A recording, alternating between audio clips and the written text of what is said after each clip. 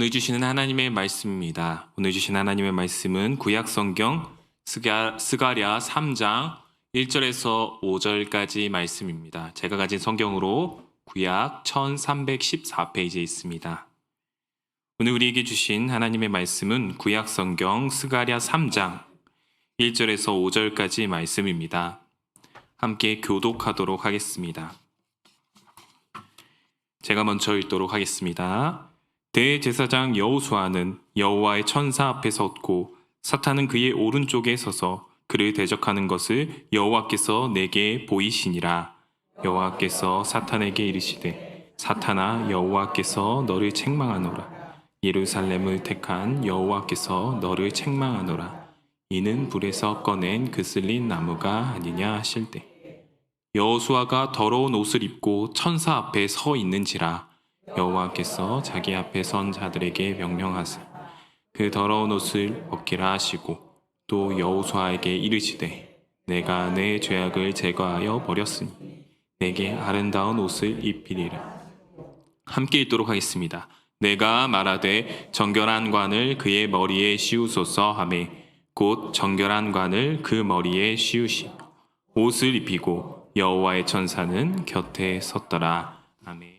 시간 스가랴서 3장 1절에서 5절 말씀 가지고 그슬린 나무라는 제목으로 하나님의 말씀 전하도록 하겠습니다. 여러분 혹시 팩트 폭력이라는 단어를 아시나요? 더 줄여서 요즘 아이들은 팩폭이라고 얘기를 하는데 팩트는 사실입니다. 거짓이 아닌 진실, 사실을 말하는 것인데 이 사실을 말하는데도 마치 공격하듯이 들리고 상처를 받는 것을 바로 팩트 폭력이라고 말을 합니다. 물론 우리는 거짓이 아닌 사실을 말하는 것이 중요하죠. 그러나 사람과의 관계에 있어서 항상 사실만을 말하는 것이 또 덕이 안 될 수도 있습니다. 상대방의 입장을 고려하지 않고 사실 있는 그대로 말을 한다면, 상황과 배경을 고려하지 않고 말한다면 어쩌면 언어 폭력이 될 수 있다는 것이죠. 예를 들어 상대방이 있는 외모를 우리가 연예인이 아닌 이상 그대로 다 말해버리면은 상처받을 수도 있습니다. 또 우리 구역 모임을 하는데 옆에 동의를 구하지도 않았는데 옆에 구역원의 가정사나 또 안 좋은 일들, 죄악된 일들을 있는 그대로 다 얘기해버린다면은 되게 서운하고 상처받는 마음들이 생기겠죠. 팩트 폭력이 될 수도 있다는 것입니다. 사실만을 말하는데 왜 문제가 될까요? 왜냐하면 그 말은 사실이지만 그 속에 배려와 사랑이 결여되어 있기 때문입니다. 오늘 본문에는요, 3명의 등장인물이 등장합니다. 말씀을 1절을 함께 읽도록 하겠습니다. 시작. 대제사장 여호수아는 여호와의 천사 앞에 섰고 사탄은 그의 오른쪽에 서서 그를 대적하는 것을 여호와께서 내게 보이시니라. 아멘. 이 3명 누구죠? 이스라엘의 대제사장 여호수아 한 명이 있습니다. 그리고 여호와의 천사가 또 있고요. 또 오른쪽에 서서 여호수아를 대적하고 있는 맞습니다. 사탄이 있습니다. 그런데 엄밀히 말하면 하나 더 있어요. 한 분 더 있어요. 누구죠? 하나님. 하나님이 계십니다. 총 4명의 등장인물이 있는 것 같아요. 스가랴 선지자는 마치 이 재판소와 같은 장면을 환상으로 보고 있는데요. 최근에 이상한 변호사 우영우를 재밌게 보신 분들이 있다면 그 재판장을 연상하시면 될 것 같습니다. 여기서 죄를 고발하는 검사의 역할은 사탄이죠. 그리고 피의자는 여호수아. 그리고 천사는 무슨 역할을 하는지 모르겠어요. 변호사인지 그냥 들러리 역할을 하는 건지 재판석에 앉아있는 그냥 청중인지 잘 모르겠습니다. 판사는 누구시죠? 하나님이시겠죠. 여호수아는 포로기에 이스라엘을 가나안 땅을 정복한 여호수아가 아니라 포로기 때 대제사장 역할을 감당했던 여호수아를 말합니다. 그런데 여기서 사탄은 왜 여호수아를 대적 고발하고 있을까요? 본문에는요, 하나님 말씀에는 그 이유가 정확하게 명확하게 나타나 있지 않습니다. 그러나 우리가 3절을 읽어보면 조금 그 힌트를 알 수 있을 것 같아요. 3절을 우리 한번 다 같이 읽어보도록 하겠습니다. 여호수아가 더러운 옷을 입고 천사 앞에 서 있는지라. 이 스가랴 환상 속의 여호수아는 누구를 가리킬까요? 이스라엘 백성들 자체를 가리킵니다. 이스라엘 백성들을 대표하는 사람이에요. 더러운 옷은 당시 이스라엘 백성의 내적, 외적, 영적인 그 상태를 가리키는 것이죠. 이스라엘 왕국은 솔로몬 이후로 두 나라로 갈라지고 결국에는 긴 죄악된 생활 끝에 하나님을 배반하는 생활 끝에 멸망당하죠. 바벨론에게 멸망당합니다. 나라를 잇는 아픔을 겪게 되는데요. 하지만 바벨론이 멸망하고 바사왕, 새로운 바사왕 고레스를 통하여 하나님께서는 그들을 포로에서 다시 구원하시죠. 예루살렘으로 돌아올 수 있도록 하여 주시고 그곳에서 성전을 재건할 수 있도록 하십니다. 70년의 긴 포로 생활 끝에 드디어 잔뜩 부푼 마음으로 예루살렘으로 돌아와 성전 재건을 시작하는 이스라엘 백성들.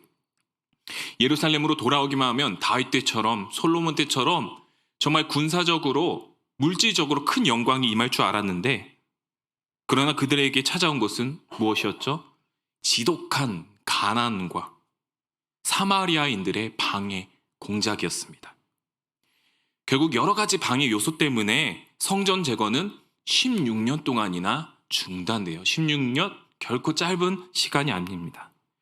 그 16년의 시간 동안 이스라엘 백성들은 이 파괴된 예루살렘 성 속에서 계속되는 가난과 우울감과 주변 이방인들의 비아냥 속에서 힘든 생활을 살 수밖에 없었어요. 이러한 상황 가운데 그들의 마음을 짓누르고 있는 것은 하나님을 향한 실망감일 수도 있겠죠. 계속되는 실패에 대한 좌절감일 수도 있을 것입니다. 또 조상들이 지었던 그 죄를 자신들이 죄값을 받는다, 이러한 죄책감일 수도 있어요. 자신들은 더러운 죄일 수밖에 없다, 이제 나아질 가망이 없다, 희망이 없다라고 실패감을 가지고 살았을 것입니다. 더 이상 나아질 수 없는 그 무기력감을 가지고 살아가고 있던 이스라엘 백성들입니다. 여호수아의 더러운 옷은 이러한 이스라엘의 절망스러운 현실 상태를 나타내고 있는 것이죠. 사탄은 이러한 이스라엘의 모습을 하나하나 꼬집어서 지금 고발하고 있습니다. 하나님, 저들은 더럽습니다. 하나님, 저들은 우상을 섬겼습니다. 강대국을 의지했습니다. 하나님, 저들은 정말 더럽습니다. 저들의 생각은 죄악으로 가득 찼습니다. 하나님, 저들은 지금 하나님을 섬길 아무런 의욕도 힘도 없습니다. 저들은 죄를 많이 저질렀으니까 저렇게 당해도 다 그들의 업보이고 그들은 망해도 쌉니다. 여러분, 사탄은 절대로 없던 죄를 지어내서 하나님께 고발하지 않습니다. 우리를 고발하지 않아요. 선악과를 따먹이지 않으면은 선악과를 따먹으면 죽지 않을 것이다 라고 거짓말을 했지만 사실 어찌 보면은 다르게 보면 사실일 수도 있습니다. 왜냐하면 따먹자마자 죽지는 않았거든요. 사탄은 없는 것을 지어내서 하나님께 고발하지 않습니다. 우리의 사실을 있는 그대로 고발을 한다는 것이죠. 그러나 성경은 사탄을 거짓의 아비라고 말하고 있습니다. 왜죠? 사실은 사실을 말하지만 사탄은 우리를 용서받지 못할 자, 하나님의 사랑을 받지 못할 자, 하나님께 구원받을 아무런 소망이 없는 자라고 그 사실을 가지고 결론을 내기 때문에 성경은 사탄을 거짓의 아비라고 말하는 것이죠. 사탄은 우리를 향한 하나님의 자비하심과 용서하심을 제한하고 있다는 것입니다. 때문에 성경은 사탄을 거짓의 아비라고 말하고 있는 것이죠. 하나님께서는 사탄에게 뭐라고 말씀하시나요? 우리 한번 2절을 다 함께 읽어보도록 하겠습니다. 여호와께서 사탄에게 이르시되 사탄아, 여호와께서 너를 책망하노라. 예루살렘을 택한 여호와께서 너를 책망하노라. 이는 불에서 꺼낸 그슬린 나무가 아니냐 하실 때에. 사탄은 사실을 말하고 있지만 이스라엘의 더러운 추악한 모습을 하나하나 곧 꼬집어서 그대로 말하고 있지만 하나님께서는 사탄을 책망하고 계십니다. 혼내고 계십니다. 왜요? 하나님께서는 더러운 이스라엘을, 그 죄악된 이스라엘을 용서받지 못할 자라고 말씀하시지 않았기 때문입니다. 하나님께서는 죄인인 우리를 사랑받지 못할 자라고 말씀하시는 무자비한 하나님이 아니시기 때문입니다. 자비와 은혜와 긍휼이 충만하신 우리 하나님께서는 우리가 언제든지 회개하고 주님께 돌아가면 우리를 용서하시고 구원하시고 회복시키시고 다시 한번 나의 아들, 나의 사랑하는 딸이라고 불러주시는 은혜의 하나님이시기 때문입니다. 사탄아, 내가 너를 책망하노라. 이는 내가 택한 불에서 꺼낸 그슬린 나무가 아니냐. 그슬린 나무. 하나님께서 여호수아를 그슬린 나무라고 표현하고 계십니다. 그슬린 나무란 무엇입니까? 불에 새까맣게 타서 숯덩이가 된, 겉에 타버린 그런 나무를 말하는 것이죠. 하나님을 수없이 배반하고 우상을 섬기던 이스라엘은 결국 바벨론이라는 불구덩이에 들어가 하나님의 큰 심판을 받았습니다. 나라를 빼앗기고 가난과 고통 속에 살고 있는 그들의 현실, 일어나고 싶은데 일어날 수도 없는 그들의 암울한 상태, 육적으로도 영적으로 새까맣게 태머린 그슬린 나무의 모습이었습니다. 그러나 하나님께서는 그들을 그 불구덩이 속에 그대로 내버려 두시지 않았다는 것이에요. 불 가운데서 그들을 건져내 주셨습니다. 바벨론 포로기에서, 그 불구덩이에서 건져내 주셔서 예루살렘으로 인도하셨습니다. 맨손으로 꺼내서, 하나님의 손으로 꺼내서 인도해 주셨습니다. 바벨론이 멸망해서도 아닌, 그 나라가 죄악돼서 아닌, 그 단순한 바사왕 고레스 왕의 변심도 아닌 오직 하나님의 은혜와 사랑으로 그들을 건져내 주셨다는 사실입니다. 그러므로 사탄도, 이방인도, 사마리아인도, 천사도, 그 누구도 이 하나님의 구원의 역사, 은혜의 역사, 이스라엘을 향한 하나님의 사랑을 부인할 수 없다는 것이 이 그슬린 나무라는 표현에 하나님의 마음이 들어가 있는 것이죠. 그렇다면 여러분, 여기 사탄이 등장하는데 사탄은 누구를 가리키는 걸까요? 이 사탄이라는 존재에 대해서 여기에 나온 사탄, 그거 사탄 아닌가? 우리가 일반적인 말하는 사탄 아닌가? 이렇게 생각할 수도 있는데 성경학자들이 되게 논쟁이 많아요. 세 가지로 압축해서 얘기한다면 첫 번째는요, 악한 영적 존재, 우리가 익히 말하는 악한 영적 존재 사탄, 마귀를 말하는 것이다. 아담과 하와를 최초로 유혹했던 그 사탄, 마귀, 영적인 그 사탄, 마귀를 가리키는 것이다 라고 말하는 그런 사람들이 있어요. 또 두 번째로는요, 검사장 역할을 맡은 또 다른 천사를 말하는 것이다. 이 사탄이라는 히브리어 단어가 대적하다 이런 뜻이거든요. 대적하는 천사, 그러니까 여호수아를 고발하는 천사, 또 다른 천사, 검사 역할을 맡은 천사라고 지칭하기도 합니다. 또 세 번째는요, 현재 이스라엘을 괴롭히고 있는 원수들을 가리킨다. 이 사탄이라는 뜻은 원수라는 뜻도 가지고 있거든요. 그래서 사탄이라는 뜻이 원수이니까 지금 이스라엘을 괴롭히는 원수가 누굽니까? 사마리아인들이죠. 성전 재건을 방해하고 비난하고 조롱하는 그런 이스라엘의 원수들이 사마리아인들입니다. 성경학자들이 왜 이러한 쓸데없는 논쟁을 하는 것처럼 보이지만 우리는 이것을 통해 1차적으로 사탄은 하나님을 대적하는 영적인 마귀 사탄, 그리고 2차적으로는 그들의 사탄의 유혹과 통솔로 이스라엘 백성들을 괴롭히고 대적하는 그 사마리아인들이라고 말할 수도 있습니다. 그리고 더 나아가 확대 해석하자면 그들을 괴롭히는 지독한 가난, 그리고 그들 마음속에 있는 그들의 실패감, 과거의 죄악들, 그들이 쓸모없는 백성이라고 느껴지게 만드는 모든 부정적인 요소를 우리는 사탄의 대적들이라고 말할 수 있는 것이죠. 스가랴서에 나타난 이러한 이스라엘 백성들과 같이 오늘날 우리에게도 이러한 사탄의 대적들이 많이 있는 것 같습니다. 짧은 시간 눈부신 발전을 이룬 대한민국, 세계 경제 대국에 올라갔습니다. 한류 열풍, 지금도 오징어 게임 배우가 유명한 시상식에서 상을 받았다고 하고, 이러한 타이틀을 가지고 있는 대한민국이지만 각종 뉴스나 인터넷이나 TV를 조금만 살펴보면 너무나도 안 좋은 소식들이 많이 들려요. 갈수록 코로나 이후에 더 심해지는 빈부격차, 더 심해지는 노령화 사회, 또한 출산율 최저, 비정상적인 집값, 더 교묘해지고 악랄해지는 사기 범죄 행위들. 이러한 소식들을 들으면 여러분 어떤 생각이 듭니까? 저는 가슴 한켠에 우리나라에 미래가 있을까라는 생각이 들기도 합니다. 한국 교회는 어떻습니까? 나라뿐만 아니라 한국 교회는 어떻습니까? 코로나 이후 한국 교회 위상이 많이 낮아졌어요. 이제는 비난과 조롱을 넘어서 더 심각한 무관심과 한국 교회를 무시하는 그러한 태도와 반응들이 많이 나오는 것 같습니다. 코로나 이후 좀처럼 교회가 신앙을 회복하지 않는 모습들을 보면요, 한국 교회에 미래가 있을까? 생각이 스쳐 지나가기도 합니다. 또한 우리 연희교회를 생각하지 않을 수 없죠. 교회 성장학에 교회 생명주기론이라는 그런 이론이 있어요. 그 이론인데요. 교회가 사람의 생명과 같이 그 탄생기, 유아기, 청소년기, 청년기, 장년기, 노년기가 있다는 겁니다. 우리 교회 연수로 따지자면 어디에 해당할까요? 노년기에 해당이 됩니다.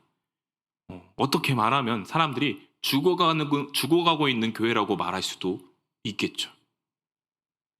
이러한 팩트에 근거한 자료들, 뉴스들, 무슨 이론들, 그것들이 우리를 소망이 없는 자라고 말하고 하나님의 사랑을 받지 못할 자라고 말하고 우리에게는 아무런 소망과 희망이 없는 자라고 말을 하지만, 그러나 그것이 우리를 소망 없는 자라고 말하는 그것은 사탄의 대적일 수도 있다고 하는 것을 오늘 말씀을 통해 여러분들에게 말하고 싶습니다.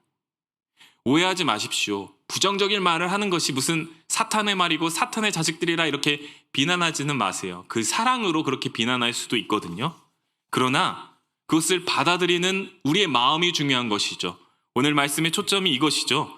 그러한 팩트에 근거한 부정적인 사실들이 우리 가운데 넘쳐나도, 아무리 살기 어려운 나라라 할지라도, 교회가 땅바닥까지 내려가는 모습일지라도, 나의 모습이 하나님이 보시기에 너무 부족하고 연약하고 더러운 모습일지라도 하나님께서는 우리를 결코 소망 없는 자, 하나님의 사랑을 받지 못할 자, 자격이 없는 자라고 말씀하시지 않는다는 것입니다.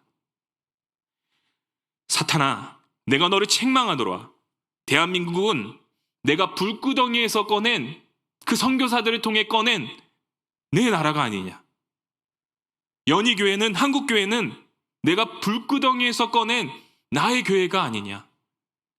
너는 사랑하는 나의 자녀, 불구덩이에서 죄악된 자리에서 생명의 자리로 옮긴 나의 자녀가 아니냐. 그 쓸린 나무가 아니냐. 하나님께서는 오늘도 우리에게 말씀하고 계신다는 사실입니다. 아무리 우리에게 부족하고 연약한 모습이 많이 보일지라도 그 하나님의 사랑과 하나님의 그 무한하신 자비하심을 제한하는 말, 또 제한하는 생각. 하나님은 나 같은 건 사랑하지 않을 거야. 우리 같은 것은 사랑하지 않을 거야. 우리는 소망이 없는 자야, 희망이 없는 자야 말하는 그러한 모든, 우리 가정은 실패했어, 우리 교회는 미래가 없어, 이러한 모든 생각들을 예수 그리스도의 이름으로 대적하는 저와 여러분 되시기를 주님의 이름으로 간절히 소망합니다.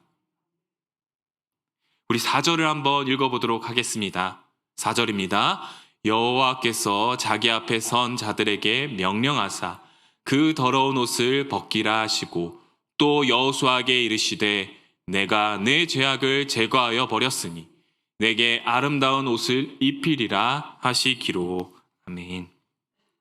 하나님께서는 죄인인 우리를 긍휼의 마음으로 사랑으로 구원하셨지만 더러운 목, 타버린 상태, 그 쓸린 나무의 상태, 그 죄악된 모습 그 자체로 내버려 두시기를 원치 않으셨습니다. 저에게는 예전에도 말씀드렸지만 19살 차이 나는 동생이 있었습니다. 제 대학교 1학년 때 그 아이, 제 동생, 막내 동생 기저귀를 갈아주는 걸 많이 했었어요. 기저귀 저 잘 갈 수 있을 것 같습니다. 지금도 이렇게 딱 잘 이렇게 공처럼 말아서 해야지 냄새도 안 나고 쓰레기통에 딱 이렇게 꼬리는 할 수 있는데 지금도 하면 잘할 수 있을 것 같습니다. 근데 이 기저귀 그 알게 대로 똥을 잘 싸면 또 되게 이쁘다라고 얘기하잖아요. 그래서 이쁘다고 해서 그 기저귀를 그대로 계속 몇 주일 동안 채워놓고 가만히 있는다면 어떻게 될까요? 안 좋은 상황이 발생할 것입니다. 아무리 동생을 그렇게 이쁘다고 하고 그리고 동생을 진정으로 사랑한다면 그 더러운 기저귀를 제거하고 새로운 기저귀로 입히는 것이 진정한 사랑이겠죠. 이스라엘을 바라보시는 하나님의 마음도 이러했습니다. 더러운 옷임에도 불구하고 그들을 사랑하셔 그슬린 나무라고 부르시면서 구원하셨지만 그 더러운 옷 그 자체로 내버려 두시기를 원치 않으셨습니다. 그 더러운 옷을 벗어버리게 만드시고 아름다운 옷으로 입혀져야 하나님의 진정한 사랑을 누릴 수 있는 하나님의 백성이 될 수 있는 것입니다. 과거에 저질렀던 우상 숭배, 하나님 말고 다른 것들을 더 사랑했던 모든 것들, 하나님의 말씀을 소홀히 여기는 그러한 모습들, 세상 부귀영화를 쫓던 그들의 그러한 더러운 옷들을 벗어버려야 아름다운 옷을 입을 수 있다는 것입니다. 그리고 5절을 우리 한번 읽어보도록 하겠습니다. 5절입니다. 내가 말하되 정결한 관을 그의 머리에 씌우소서 하매 곧 정결한 관을 그 머리에 씌우며 옷을 입히고 여호와의 천사는 곁에 섰더라. 아멘. 여호수아의 직분은 뭐였죠? 대제사장이었습니다. 제사장은 백성들에게 정결함을 가르치는 사람이었어요. 그런데 그 제사장 중에 대표 중에 대표, 대제사장 여호수아의 모습은 아이러니하게도 어떤 모습이었어요? 더러운 옷을 입은 모습이었습니다. 이러한 더러운 여호수아의 모습은 하나님께서 아브라함에게 너는 복이 될지라 그 말씀과 반대되는 모습이며 모세에게 말씀하셨듯이 너는 제사장 나라가 될 것이며 거룩한 나의 백성이 될 것이다 라는 그 말씀과 너무나도 상반된 모습이었습니다. 그러나 오늘 말씀에서 하나님께서는 뭐라고 말씀하세요? 그 더러운 옷을 벗기시고 아름다운 옷을 입히시고 정결한 관을 머리에 씌우시는 환상을 여호수아에게 보여주고 있습니다. 하나님께서는 그의 능력과 권세로 그의 백성으로 하여금 다시 제사장의 직분을 회복시키신다는 정결한 백성의 모습으로 회복시킨다는 그 소망의 말씀을 우리에게 제시하고 있는 것이죠. 그러므로 온갖 안 좋은 소식과 소문들, 그러한 절망적인 뉴스들, 우리의 부족한 현실, 연약한 모습이 우리에게 보일지라도 우리는 절망을 전하는, 절망을 말하고 다니는 사람이 아니라 소망을 말하고 소망을 전하는 하나님의 사랑을 전하는 자가 되어야 되는 줄 믿습니다. 우리를 사랑하시고 우리를 불구덩이에서 구원하시고 우리를 자녀 삼아주시는 그 하나님의 능력을 믿고 나아갈 때 주님께서는 우리를 더러운 옷을 새로운 깨끗한 옷으로 갈아입히시고 정결한 관을 씌워주시고 우리를 택하신 족속 왕같은 제사장으로 다시 한번 세우시는 줄 믿습니다. 그러므로 우리는 날마다 이렇게 기도해야 될 것 같아요. 주여 저에게 아름다운 옷을 입히시고 정결한 관을 씌워주소서. 주여 우리 교회, 우리 가정에 아름다운 옷을 입히시고 정결한 관을 씌워주소서. 말씀을 맺도록 하겠습니다. 세상에는 객관적이고 논리적 사실에 근거한 많은 부정적인 이야기와 소식들이 있습니다. 우리가 그것을 다 귀를 막고 고립되어 사는 것은 또 잘못된 일이죠. 변화될 것은 회개하고 변화되어야 합니다. 그러나 그것에 매여서 우리 자신으로 하여금 우리 생각이 우리를 소망 없는 자, 하나님의 사랑을 받을 수 없는 자, 자격 없는 자, 회복될 기미가 보이지 않는 공동체, 교회라고 말하는 것은 어쩌면 우리를 대적하는 사탄의 소리일 수도 있다는 것입니다. 그 어떠한 객관적인 논리, 그러한 사실에 근거한 그러한 뉴스라도 우리가 하나님의 사랑으로 구원받은 백성, 하나님의 자녀임을 부인할 수 없는 줄 믿습니다. 우리 예수님께서는요, 똑같은 상황에 계셨어요. 마지막 십자가 위에서 사탄이 뭐라고 하죠? 마지막 시험을 하는데 네가 하나님의 아들이거든 십자가에서 내려와 보라. 사람들의 군병들의 목소리를 통하여 그렇게 예수님을 시험하셨습니다.